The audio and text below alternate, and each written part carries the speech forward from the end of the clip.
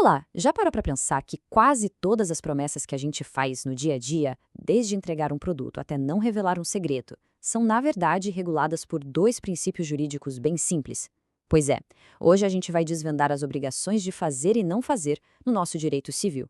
E vamos descobrir que, por trás dessa simplicidade toda, existe uma lógica super poderosa que molda os nossos contratos e responsabilidades. Para começar, vamos com uma pergunta que meio que vira o jogo.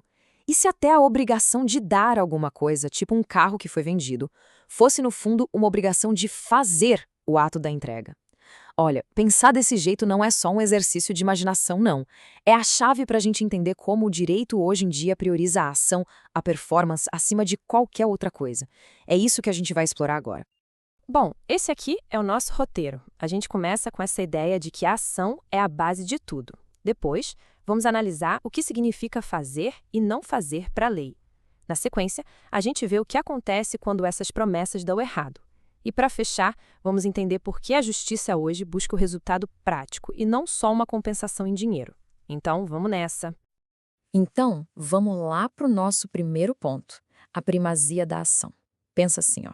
O direito não está tão interessado nos objetos em si, mas no que as pessoas fazem com eles. Um contrato de compra e venda não é sobre o carro, mas sim sobre a ação de transferir a posse dele. É a conduta humana que está sempre no centro do palco jurídico. É exatamente isso que a gente está vendo aqui. O que realmente importa não é a coisa, mas a ação do devedor.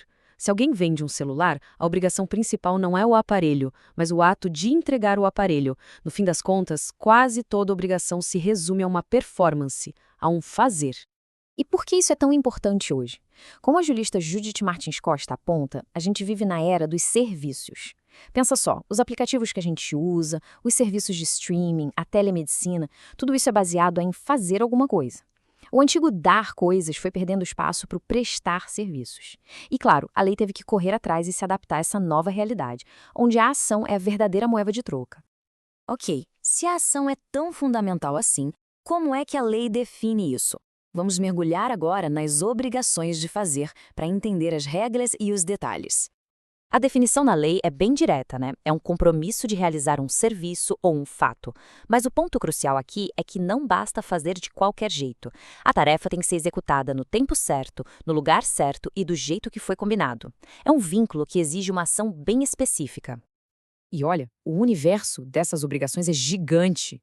Vai desde o trabalho físico de construir um muro, passa pela criação intelectual de um software e chega até na responsabilidade de um médico durante um tratamento ou de um banco em guardar dinheiro.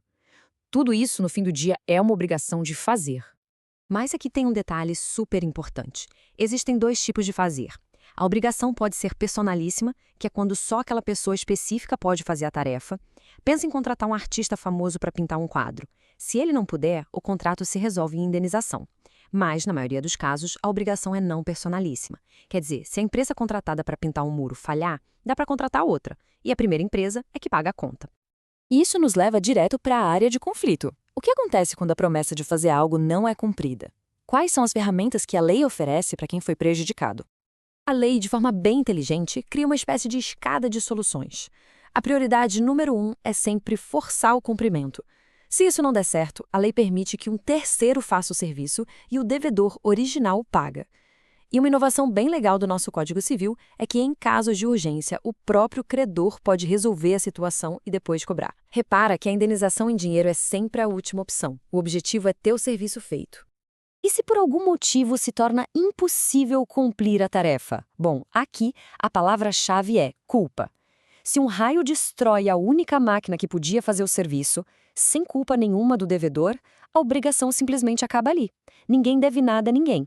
Agora, se a máquina quebrou por falta de manutenção, ou seja, por negligência, aí a história muda completamente. O devedor vai ter que pagar por todos os prejuízos que ele causou. Agora vamos virar a chave e olhar o outro lado da moeda. Porque às vezes a obrigação não é agir, mas sim deixar de agir. Aqui, a lógica se inverte totalmente. A obrigação é uma prestação negativa. É como se alguém tivesse um direito, por exemplo, de construir um muro bem alto, mas abrisse mão desse direito num contrato. A obrigação, nesse caso, é cumprida a cada segundo que a pessoa se abstém de fazer aquilo. E isso é super comum, principalmente no mundo dos negócios. Pensa numa cláusula de não concorrência. Um empresário vende a padaria e se compromete a não abrir outra na mesma rua por 5 anos. Ou um acordo de confidencialidade, onde um funcionário se compromete a não vazar segredos da empresa. Em todos esses casos, o valor está na omissão, no não fazer. E claro, o próximo passo é analisar o que acontece quando essa promessa de não fazer é quebrada. E se o devedor faz exatamente aquilo que ele prometeu que não faria? E aqui está uma diferença gigante. A quebra é instantânea. Na obrigação de fazer, pode existir um atraso. Aqui não. No exato momento em que a pessoa faz o que prometeu não fazer, ela já está descumprindo o contrato. Como diz lá o artigo 390 do Código Civil, a inadimplência é imediata, não tem meio termo. As soluções aqui seguem a mesma lógica que a gente viu antes. O credor pode exigir que tudo volte a ser como era antes. Se o vizinho construiu um muro que não podia, o credor pode exigir a demolição. E o vizinho que paga a conta. Em casos de urgência, ele pode até demolir por conta própria depois de cobrar. E claro, a indenização por perdas e danos também está sempre na mesa. E tudo isso que a gente conversou nos leva à grande conclusão. A gente está vendo uma mudança fundamental na mentalidade do direito. O foco deixou de ser apenas compensar o prejuízo para se tornar entregar o resultado. A justiça moderna quer garantir que a promessa seja cumprida na prática, de verdade.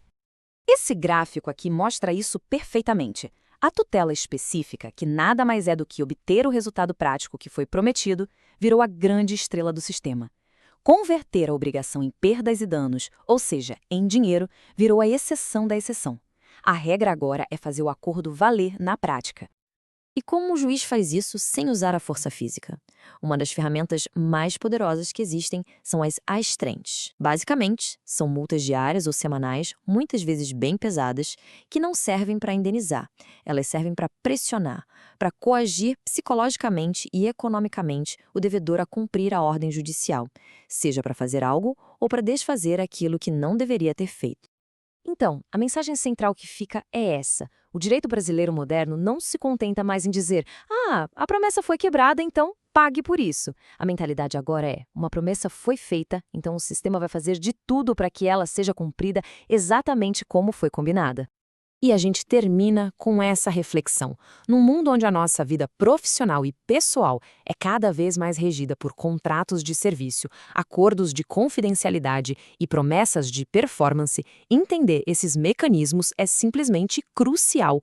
Eles são a garantia de que a palavra dada não se perca no meio do caminho, mas que se transforme de fato numa realidade concreta.